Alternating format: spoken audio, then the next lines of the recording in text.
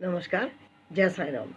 हम श्री साईं ज्ञानेश्वरी के तीसरे अध्याय दिव्य ज्ञान के विषय में चर्चा कर रहे थे और इस अध्याय में चांदोरकर जी अभी माया के विषय में जानकारी प्राप्त कर रहे थे।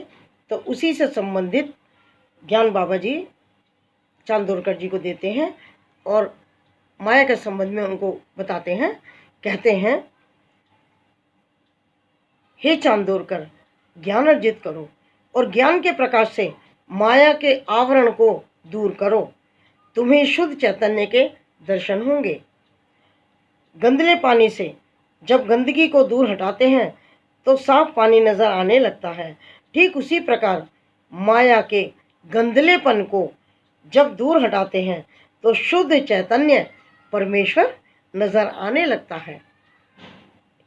वही सद्वस्तु, वही चैतन्य, वही परमेश्वर सत्य है, वही उपासना करने के योग्य है। हे चांदोरकर, मेरी बात पर ध्यान दो और तुम सभी उसकी उपासना करो।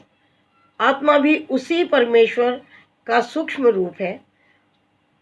यही आत्मा परमात्मा के ज्ञान, ईश्वरीय ज्ञान को जानने का हेतु है। यही आत्मा दिव्य ज्ञान को जानने में सहायक बनती है। अतः तू आत्मा को अच्छी तरह से जान। आत्मा पर पड़े माया के आवरण को हटाकर उसे भली भांति पहचान। इसी जन्म में तुम्हारी मुक्ति अवश्य होगी। बाबा ने चांदोरकर से कहा, ज्ञान को मन में रखना, ज्ञान को सदा जागृत रखना। यह उपदेश साईं बाबा जी ने चांदोरकर जी को दिया। वो कहते हैं कि एक मजदूर रात में स्वप्न देखता है। स्वप्न में वह अपने आप को राजा देखता है। यह वास्तविकता यह है कि वह एक मजदूर है, परंतु इस वास्तविकता को ढक देना माया का काम है। वास्तविकता यह है कि वह राजा नहीं है। माया भ्रम का आवरण सृजित कर उसे राजा होने की अनुमति और अनुभूति करा देती है। माया का भ्रम तो इसी प्रकार से ढक लेती है जैसे जगत के सामने कोई और ही स्वरूप प्रस्तुत कर देती है। यह संसार सत्य नहीं है, सिर्फ एक चैतन्य परमेश्वर ही सत्य है।